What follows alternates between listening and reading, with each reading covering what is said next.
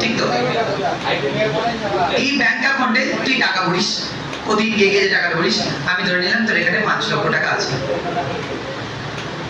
ঠিক আছে? এই ব্যাংক অ্যাকাউন্টে তোর যে টাকাটা আছে এটা তোর ব্যাংক অ্যাকাউন্ট, আমি যাচ্ছি কাস্টমার নেম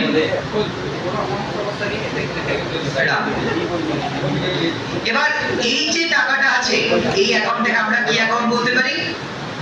সেভিংস। তাহলে কি হলো বল, রাম অনেক দিন ধরে একটু একটু করে এই সেভিংস অ্যাকাউন্টে 5 লক্ষ টাকা জমিয়েছে।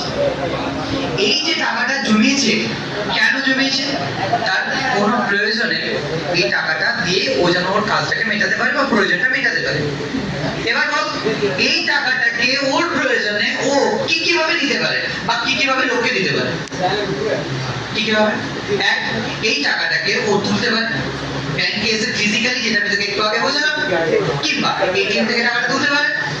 আরেকটা হতে পারে যেটা হচ্ছে এই টাকাটাকে স্পর্শ করবে না, টাচ করবে না, ইলেকট্রিক্যালি একটা জায়গা থেকে আরেকটা জায়গায় ট্রান্সফার করবে, সেটাকে আমরা বলি ইলেকট্রিক ফান্ড ট্রান্সফার। কি বলি বল? তার জন্য ওকে কি লাগবে? এই অ্যাকাউন্ট থেকে অন্য আরেকজনের অ্যাকাউন্টে। সেটা কোথায় হতে পারে? দাদা কোন একটা কারোর প্রবলেম হয়েছে, বাড়ি থেকে অসুস্থ হয়েছিল, সেই জন্য হসপিটালের বিল